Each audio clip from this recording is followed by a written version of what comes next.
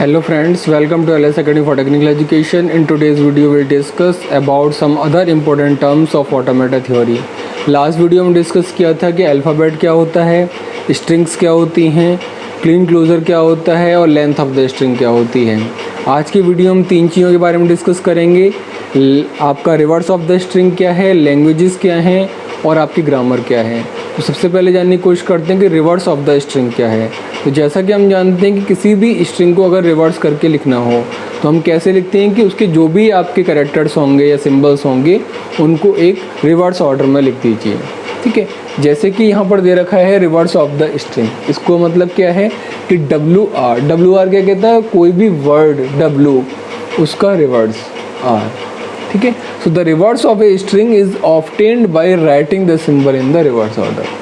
जैसे अगर W की वैल्यू ABC है तो WR क्या होगा, CBA होगा। ठीक है, वेरी सिंपल डेफिनेशन, आपको क्लियर होगी। The second one and important one is the language, जिसका हम पूरे ऑटोमेटा थ्योरी में यूज़ करेंगे कि लैंग्वेज क्या है। तो कोई भी लैंग्वेज हो, चाहे वो इंग्लिश लैंग्वेज है या कोई प्रोग्रामिंग लैंग्वेज है या ऑटोमेटा में जो लैंग्वेज यूज़ की जाती हैं, कोई भी जो लैंग्वेज होती है, लैंग्वेज वो है जो एक स्पेसिफिक सेट ऑफ रूल्स को फॉलो करती है। ऐसा नहीं है कि आपने कुछ भी लिख दिया। कोई भी लैंग्वेज तब लैंग्वेज मानी जाती है जब वो एक स्पेसिफिक सेट ऑफ रूल्स को फॉलो करती है। तो लैंग्वेज की डेफिनेशन भी उसी से आती है कि a language is a subset of strings. कोई भी लैंग्वेज एक सबसेट होती है स्ट्रिंग्स का ओवर एन अल्फ़ाबेट सिग्मा, किसी भी अल्फ़ाबेट सिग्मा के ऊपर। सिग्मा क्या बताएगा कि उस आपकी जो लैंग्वेज की स्ट्रिंग्स किस किस वर्ड से, किस किस करेक्टर से मिलके बने होंगे, कौन से करेक्टर्स होंगे, कौन से सिंबल्स होंगे, अल्फ़ाबेट ये बताता है। और दूसरी चीज़ क्या लिखी हुई है इसमें, subset of string. Subset of string इसलिए लिखा हुआ है कि ऐसा नहीं कि किसी भी अल्फ़ाबेट के अंदर जितनी स्ट्रिंग है वो सारी स्ट्रिंग आएंगी लैंग्वेज में, नहीं, सबसेट ऑफ स्ट्रिंग होंगी। और कौन से सबसेट ऑफ स्ट्रिंग में कौन सी स्ट्रिंग आएंगी, that follows a specific set of rules, जो स्पेसिफिक सेट ऑफ रूल्स को फॉलो कर रहे होंगे। जो स्ट्रिंग या जो स्ट्रिंग्स के सबसेट उन रूल्स को फॉलो कर रहे होंगे वो तो आपके लैंग्वेज के अंडर आएंगे। जो रूल्स को फॉलो नहीं कर रहे होंगे, चाहे वो स्ट्रिंग हैं लेकिन वो लैंग्वेज के अंडर नहीं आएंगे। तो लैंग्वेज का मतलब वो सेट या वो सबसेट ऑफ स्ट्रिंग्स जो एक स्पेसिफिक सेट ऑफ रूल्स को फॉलो करती हैं। जैसा कि हम जानते हैं कि इसको कैपिटल L से हम रिप्रेजेंट करते हैं। और अगर सिग्मा कोई अल्फ़ाबेट है तो लैंग्वेज L क्या होगी, लैंग्वेज L के अंदर जो सिग्मा स्टार है, सिग्मा स्टार में क्या होता है, सारी पॉसिबल स्ट्रिंग आती हैं जितनी भी पॉसिबल हो सकती हैं, चाहे वो रूल को फॉलो करें या ना करें। तो वो सारे नहीं लेने, हमें क्या लेना, subset of sigma star following the certain rule और रूल्स। ठीक है, अब एक दो एग्जाम्पल और देख लेते हैं किस तरह से लैंग्वेज बनती हैं। जैसे एग्जाम्पल 1 में लिखा हुआ है कि अगर अल्फ़ाबेट 0-1 है, यानी कि स्ट्रिंग किससे मिलकर बनी है, 0-1 से, तो लैंग्वेज L जो दे रखी है, यहाँ पर पहले इंग्लिश की फॉर्म में लिखा हुआ है, लैंग्वेज को समझा रखा है कैसे कि इंग्लिश के जो लैंग्वेज के वर्ड होंगे वो किससे बिलोंग करते हैं, अल्फ़ाबेट 0-1 के कॉम्बिनेशन से बिलोंग करते हैं। 0-1 स्टार का मतलब 0 और 1 से मिले सारे combination including the null. But they slash करके लिखा हुआ है, वो किस रूल को फॉलो करें कि जो भी स्ट्रिंग होगी, भाई जो स्ट्रिंग बनी है वो 0-1 के सारे कॉम्बिनेशन से मिलके बनी हुई है, ये बता दिया इसने। लेकिन रूल कौन सा फॉलो करे होंगे वो यहाँ लिखा हुआ है स्लैश के बाद कि W हैज़, यानी कि जो भी वर्ड होंगे, they have equal number of zeros and 1, उनमें इक्वल नंबर ऑफ 0 होंगे और 1 होंगे। ठीक है, तो पहला इसमें क्या आया, लैम्डा। अब लैम्डा क्यों आया, लैम्डा का मतलब क्या है, नल स्ट्रिंग। और नल का मतलब क्या है, जिसमें नल स्ट्रिंग है यानी कि जिसमें कोई भी सिंबल नहीं है, इसका मतलब उसमें इक्वल जीरोज हैं, इक्वल 1 है, यानी कि 0 नंबर ऑफ जीरोज हैं और 0 नंबर ऑफ 1s हैं। ठीक है, क्योंकि वो नल है तो इसलिए लैम्डा भी आया। इसके अलावा 0-1, 1-0 1-1, 1-0, इसमें भी 1-1 1-0, 0-0 1-1, 2-0 2-1।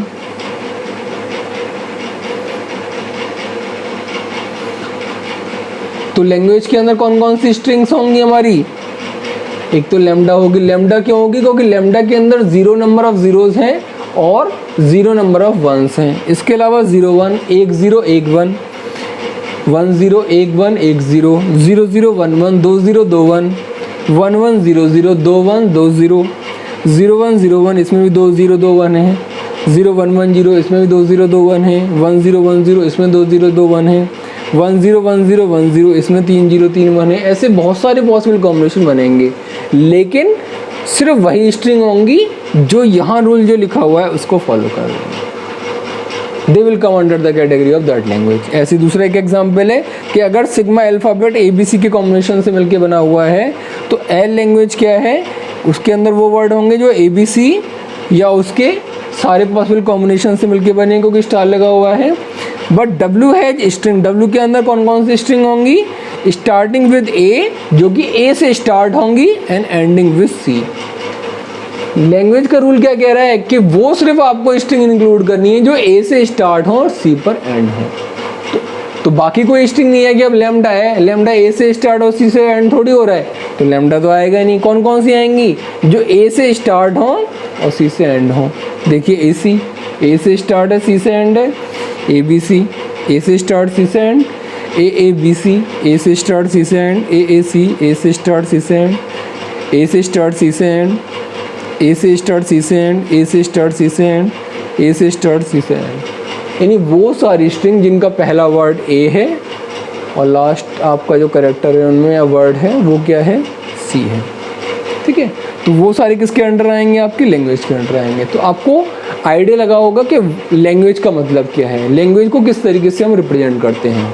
लेकिन अगली चीज़ जो इसमें इम्पोर्टेंट आती है कि लैंग्वेज में हमने एक स्पेसिफिक वर्ड का यूज़ किया, वो क्या यूज़ किया, सेट ऑफ रूल्स।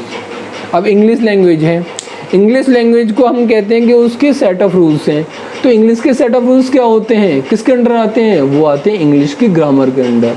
ऐसे ही ऑटोमेटा में है कि अगर हम लैंग्वेज की बात कर रहे हैं तो लैंग्वेज के जो रूल्स आएंगे वो कहाँ से आएंगे, वो आएंगे उसकी ग्रामर से।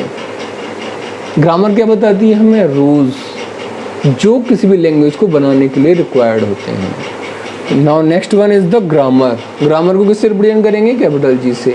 ठीक है, तो ग्रामर क्या है, grammar specify the rules that are required to generate the strings or word of a language। Grammar क्या स्पेसिफाई करती है, वो सेट ऑफ रूल्स या रूल्स बताती है जो किसी भी ग्रामर के सेंटेंसेस या स्ट्रिंग्स या वर्ड को जनरेट करने के लिए रिक्वायर्ड होते हैं।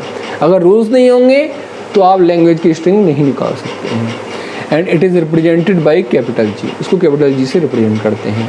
ठीक है, अब जो आपकी ग्रामर है, ग्रामर जो हम ऑटोमेटा में यूज़ करेंगे उसके 4 इंपॉर्टेंट पैरामीटर्स होते हैं, और जो 4 इंपॉर्टेंट पैरामीटर हैं ग्रामर के उनको हम कहते हैं टपल्स। सो ग्रामर G, कोई भी ग्रामर हो उसके अंदर 4 इंपॉर्टेंट टपल्स या पैरामीटर्स होंगे।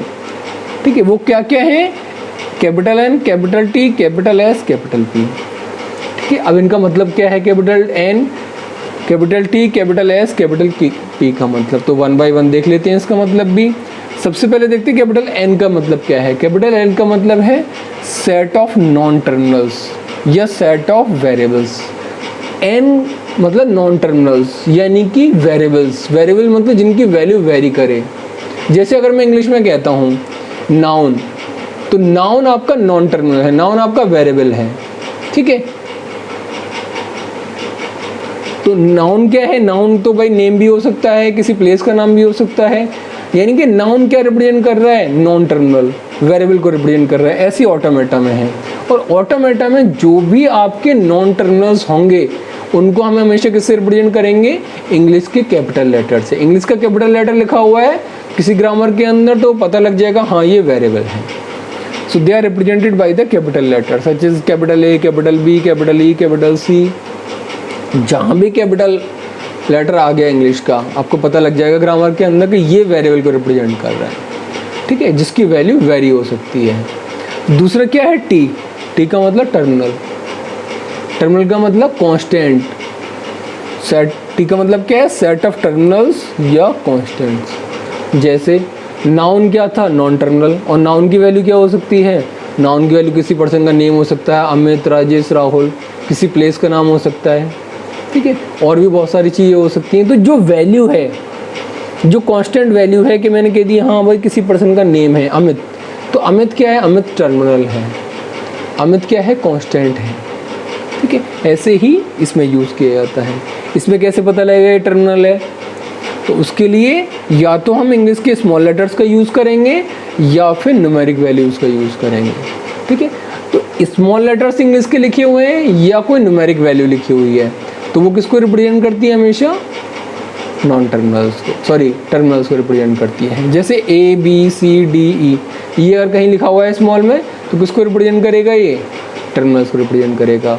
कोई वैल्यू लिखी हुई है 0 1 2 3, ये किसको रिप्रेजेंट करेगा? आपका टर्मिनल को रिप्रेजेंट करेगा। और जो हमने आपको बताया था लास्ट वीडियो में about the null string, lambda लिखा हुआ है, इसको हम नल स्ट्रिंग कहते हैं, ये एप्सिलॉन लिखा हुआ है, ये भी किसके अंडर आते हैं? ये भी आपके टर्मिनल्स के अंडर आते हैं। तो नल स्ट्रिंग और empty string is also a terminal. ठीक है, टर्मिनल मतलब constant. The third part is the S. S is the start non terminal, ये start variable. Start non terminal क्या है कि आपको कोई ग्रामर दे रखी है, आपको उसके अंदर बहुत सारे नॉन टर्मिनल्स दे रखे हैं, बहुत सारे वेरिएबल दे रखे हैं, लेकिन आपको पता कैसे लगेगा कि मैं इस ग्रामर से स्ट्रिंग कैसे निकालूंगा? तो जब आपको कोई भी ग्रामर दे रखी होगी, ध्यान दीजिएगा इस पॉइंट पे, जब भी आपको कोई भी ग्रामर दे रखी होगी उसमें कई सारे वेरिएबल होंगे, लेकिन जब आप उस ग्रामर से स्ट्रिंग निकालेंगे यानी कि लैंग्वेज बनाएंगे, तो हमेशा लैंग्वेज किससे बनेगी? जहाँ पर ये स्टार्ट वेरिएबल एस दे रखा है, जहाँ पर कैपिटल एस दे रखा होगा जिस वाली ग्रामर के रूल में, वो आपका हमेशा स्ट्रिंग निकाल के देगा। बाकी और किसी वेरिएबल से स्ट्रिंग नहीं निकलेंगे। If you want to determine the string of a language then you must always start from the production और rule that has the capital S. जिस वाले रूल के अंदर कैपिटल एस लिखा होगा सिर्फ उसी से आपकी स्ट्रिंग निकलेंगी। ठीक है, अब मेरा एक टर्म आई जो मैंने ये बोला प्रोडक्शन और रूल, तो ये प्रोडक्शन रूल क्या है वो हम पढ़ते हैं लास्ट पैरामीटर में, लास्ट टपल में, इसको हम टपल्स बोलते हैं, दैट इज पी। पी को टपल नहीं बोल रहे, ऑल आर द टपल्स। ठीक है, 4 टपल्स हैं, उसमें जो पी है वो क्या कहलाता है? हमारा प्रोडक्शन रूल। और production rule is the most important parameter और मोस्ट इम्पोर्टेंट टपल, जो ये बताएगा कि कोई भी ग्रामर क्या रूल बता रही है। कोई ग्रामर का मतलब क्या है? मेनली रूल ही है, और रूल जो बताएगा वो कौन बताएगा? ग्रामर में पी।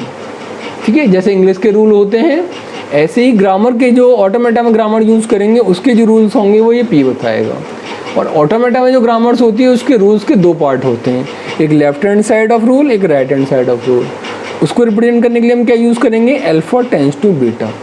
ये अल्फा बीटा सिर्फ साइड को रिप्रेजेंट कर रहा है, जनरल रिप्रेजेंटेशन है। अल्फा मतलब left hand side of the rule, beta मतलब right hand side of the rule. तो किसी भी रूल का लेफ्ट हैंड साइड को जनरली हम क्या कहते हैं? अल्फा, और राइट हैंड साइड को क्या कहते हैं? बीटा कहते हैं।